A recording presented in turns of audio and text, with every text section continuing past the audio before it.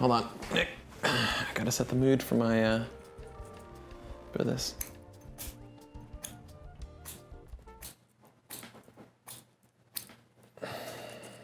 Jesus Christ.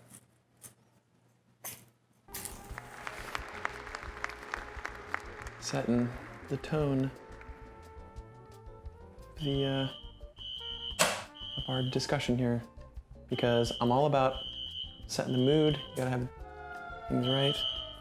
Hey guys, it's Cam from Craft and Tailored, and in this episode of What Is On My Wrist, we are talking about a 1961 Longines Super Compressor. The reference is 7150-1, and it is awesome. Longines recently, I think within maybe the last year or so, re-released this watch, and this is an original one. They are really, really interesting watches. They employ some really interesting technology for the period in time in which they were created, and they are a fun watch to wear on wrist. So let's dive into the details. You know what I'm saying? Diving on in, that's it. It's a dive watch pun. Get it? Because this is a diving watch, and we're gonna dive into the details like scuba diving. I know. It's a really, really interesting and awesome watch. I like super compressors. I like dive watches. I like gilt watches. I like watches just in general. But this one was a watch for me when I first saw it. It really drew me in, and I kind of was like, what is that? Why is that? What is happening here? And I kind of became obsessed with the reference. This has what we would call an EPSA case, or an EPSA case.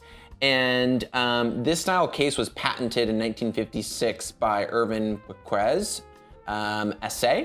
And the Super Compressor case possessed a unique system that set it apart from other dive watches of the era. But the name Super Compressor actually comes from compression. So there's an interesting spring and locking system within the mid case that actually compresses down with depth and with water pressure, making the watch more water resistant via more pressure. So I know that's a bit of a mouthful, but that's what I'm just kidding. Maybe she said it.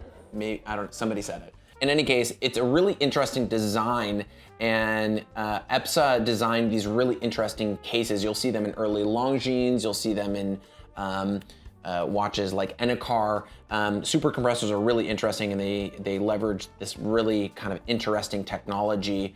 Matter of fact, we can provide some pictures that kind of shows this technology, where there's like this inner retaining kind of like spring essentially that allows the case to basically become more water resistant, more watertight via more pressure, which is kind of interesting. So a lot of watch companies back in the late 1950s into the 1960s were kind of like, I think maybe afraid of pressure, meaning like, okay, how much pressure can this watch withstand? This watch actually relied on pressure for water resistance, which is kind of an interesting design characteristic for super compressor cases.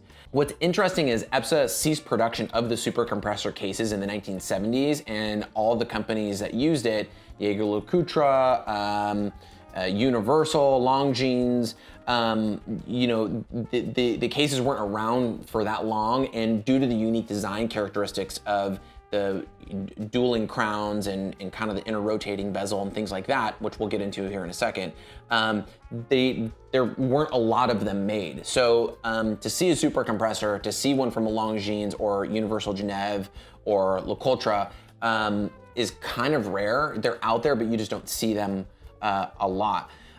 What's interesting about the super compressor, and I'll take this off so I can show you, is that instead of having an external bezel like your Blancpain 50 Fathoms or your Rolex Submariner, where your bezel for timing is external, this one is actually internal. So if you rotate this top bezel clockwise or counterclockwise, let me do this here. Not sure if you can see that, Nick.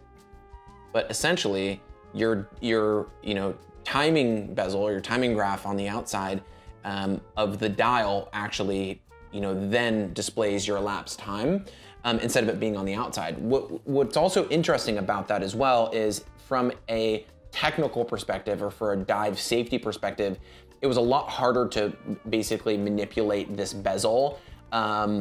Whereas like if you had a Blancpain or a Rolex, you could easily bump that non-locking bezel and essentially, you would screw up your timing. key and kind of unique features of this watch are it's oversized. The watch is actually pretty big. It's 42 millimeters, and that was big for watches within this era. You know, Rolex being 38 or 40 millimeters technically. You know, this was kind of an oversized watch. When it's on wrist, I don't think it wears oversized. Interestingly as well, the lug width is 22 millimeters, which kind of fits this watch. I'm not really a big fan of watches that leverage 22 millimeter straps. Sometimes it's just kind of too bulky and too big, but this watch wears really nicely. Additionally, I think the proportions of the watch are balanced and nice too. It's got a little bit longer lug to it, you know, but it's also wider and also kind of like thicker without being too obtrusive. So on wrist, the watch wears really, really, you know, nice.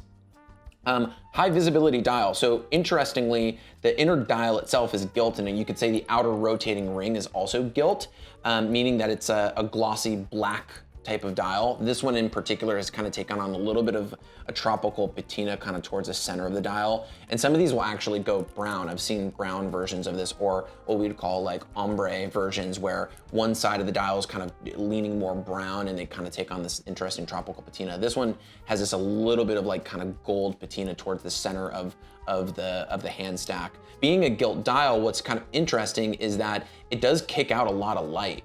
So what's kind of unique about that is in lower light conditions, even though there is luminous material on the dial and within the handset, you can kind of catch light and it kind of is a little bit reflective, which I think was another design characteristic of the watch that is really interesting and cool.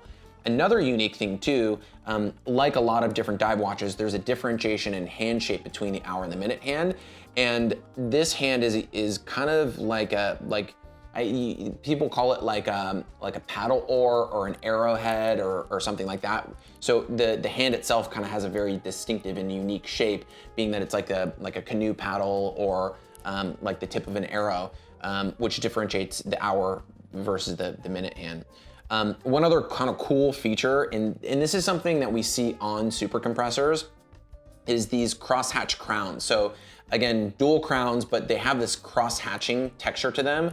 On like the Enacars, you'll see the logos. On Longines, there isn't any kind of, you know, logo on the crowns, they're just cross-hatched, but it's kind of an interesting design. I think maybe the idea behind that was to offer some texture there so that when you were gripping this with a dive glove or in, you know, kind of like you know, wet type of conditions, that there was like a little bit more knurling, I guess, to grip the crown. The crowns are pretty big, so it you know, it's not, I would say, easy to rotate the inner bezel, but it is, you know, possible, right? And I think the design feature of that is it's not supposed to be like super easy to do that. One thing that I absolutely love about this watch is the scuba diver on the case back. I don't know if we can zoom in or kind of see that, but we'll show you the scuba diver. It's really cool. There's like this frogman on the back and he's got like a spear. And I just think that is kind of a nice little touch and feature. Interesting case back too. It's kind of like domed. So if we look at the early EPSA style cases, you know, a dome is naturally resistant to pressure. So David, dome, pressure, resistant. I don't know, I'm just gonna do some weird hand movements here. I'm thinking that from a design perspective, that also helped aid in compressing the case to basically create that extended water resistance. So these are not easy watches to find. I would say that they're out there, but you know, the reference 7150-1s are a little bit harder to come by. The reissue is also really an interesting watch and one that I really, really like. It takes design cues from this for sure and is kind of a modern reinterpretation of that. Longines has done a really good job with not only the skin diver version, but also the super compressor in their kind of modern adaptation of that. I think that's kind of a cool heritage throwback that is faithful to the original while still incorporating kind of modern elements to the piece. But there's something that's really just cool and special about these original ones. These have creeped up in pricing a lot. Being it's an oversized watch, you know, it's a super compressor, there's two crowns, it's kind of becoming a bit of an icon in its own right, especially within the dive watch collecting community. They're sitting anywhere between like the $15,000 to $17,000 price range, kind of in there. And I would expect those prices to kind of continue to hold and also kind of continue to creep up, just because there's a very low production number of these watches to begin with, and you know, condition varies. These watches were used for skin diving back in the day, and you know, finding a good example is getting a little bit harder. If you look hard enough, they're out there, but we've only had maybe 2 or 3 of these in the past 3 or 4 years. So we find maybe 1 or 2 a year, maybe, that kind of passes our condition requirements and, you know, kind of meets our expectation for the piece. So I'll provide a link in the description below so that you guys can check that out. And then, this one is currently for sale. I wouldn't expect it to last all that long, just because there's guys that are out there actively hunting and looking for these, but a really interesting watch, and that's one of the reasons why I wanted to, you know, give it some wrist time and ultimately share it with you guys. So thanks for tuning in, guys. Be sure to like, comment, and subscribe. Also, for the latest updates, be sure to follow us on Instagram, and I'll see you guys in the next one. See you later.